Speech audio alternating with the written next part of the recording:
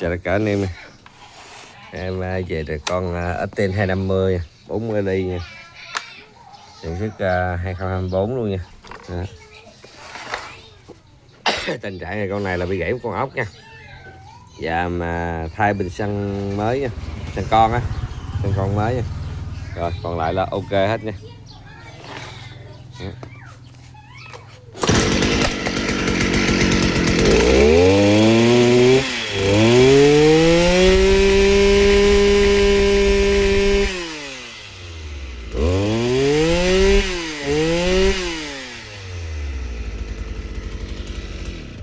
Lẩu ok ngon lành nha.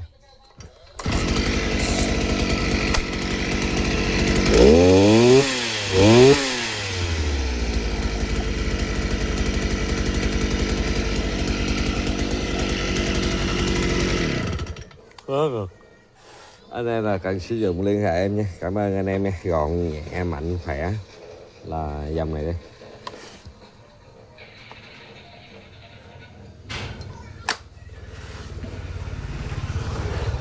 Cảm ơn anh em đã xem video.